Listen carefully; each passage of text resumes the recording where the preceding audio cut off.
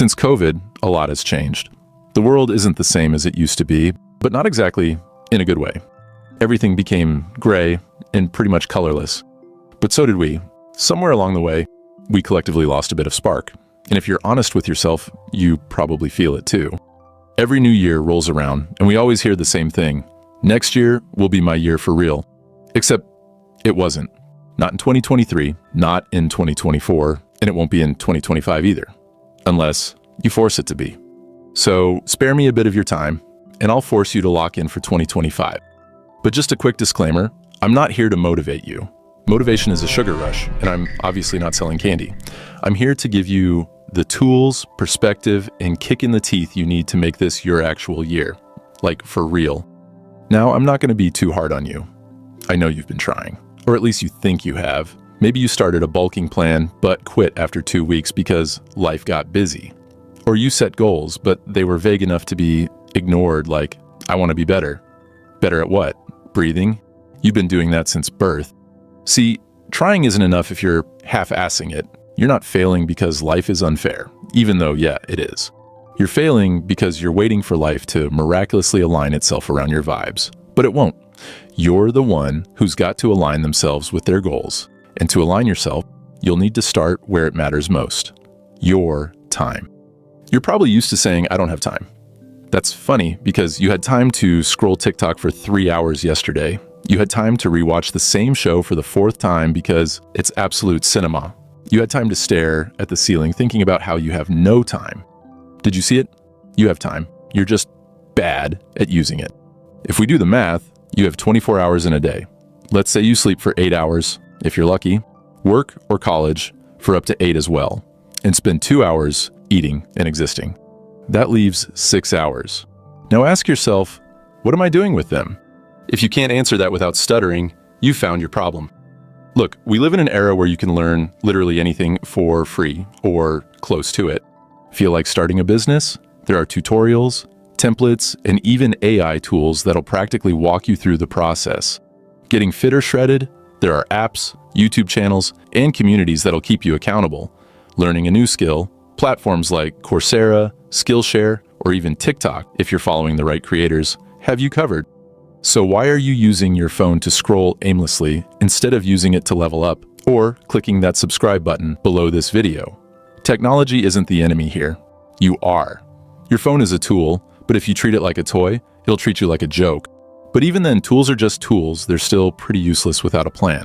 Which brings us to my next point, systems. Saying, I want to save money is cute, but what's your plan? Are you tracking expenses? Automating savings? Or are you just hoping your bank account will surprise you like a physics exam on Monday? The same goes for fitness, learning, relationships, everything. Goals are basically useless without systems. Systems are what make you show up on the days you don't feel like it.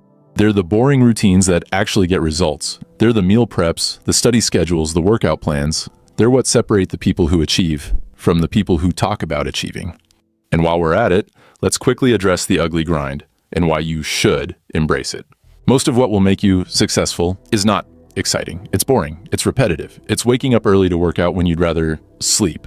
It's saying no to plans so you can study. It's putting in effort when no one's clapping for you. The grind isn't supposed to feel good. It's supposed to feel necessary. And the sooner you stop expecting every step to be fun, the sooner you'll start seeing results. Of course, the grind doesn't have to be the good old-fashioned way. Time's changed. You need to be aware and recognize the massive potential and opportunities sitting right in front of you. But you know what else is massive? We are now living in the most resource-rich era of all time. There's no excuse for being ignorant or stagnant. You want to make more money? Lots of money-making opportunities are everywhere. You want to learn coding, public speaking, singing, dancing, drawing, editing, animating, writing, talking to girls, touching grass? Free tutorials exist. You want to get better at anything? Google it. Even if it's not always accurate, you'll still learn something. Do you see it now? You're not struggling because there's a lack of opportunities. You're struggling because you're not grabbing them.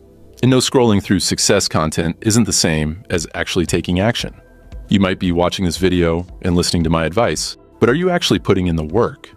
Stop being a boring, passive consumer of inspiration and start being an active participant in your own life. That being said, there's still one problem. You see, people avoid taking real action because of this one particular idea of balance. You've been sold this idea that you can balance everything perfectly. Work, life, growth, rest. Actually, it's not that easy, and it's kind of overrated too. If you want something badly enough, you have to let other things slide, collapse, descend, plummet. That doesn't mean burning out, but it does mean prioritizing like your life depends on it. Because it kind of does. You're not going to achieve your goals by squeezing them into the cracks of your schedule. They need to be front and center, not an afterthought. And in order to be able to do that, you need to answer one big question. Am I really trying? Because it's easy to say you're trying, but are you, really? Or are you just dabbling? There's a difference between effort and consistent effort. One gets you short-term results, if that, and the other transforms your life. Be honest with yourself. If you're not where you want to be, is it because the world is against you? Or is it because you are not fully in that mentality? Are you because you're the lamest? Or are you the lamest because you're you? You can't half commit and then expect full results. I'm not saying this is someone perfect, because I'm not. But I can confidently say I'm the best version of myself that I've ever been. And a big part of that is because I stopped waiting for life to hand me success and started forcing it. Anyways, my point is, if I could do that, what's the reason you can't? I mean, I'm pretty sure you and I are not so different. Look, this is just a wake-up call, a reminder. I'm not going to end this by saying something cheesy like, you've got this. You might not have this. That's up to you. But what I can say is that if you decide to lock in, like really lock in, 2025 can be the year you stop saying, next year will be my year for real, and start saying, this year is mine. The world isn't going to fix itself for you. It's gray and colorless, and that sucks. But you're smart, you're strong, you're adaptable, and most of all, you're a cutie pie. You can fix yourself, and maybe that'll bring a little color back into everything else too. So, are you in? Or are we having the same conversation next year? I mean, you tell me.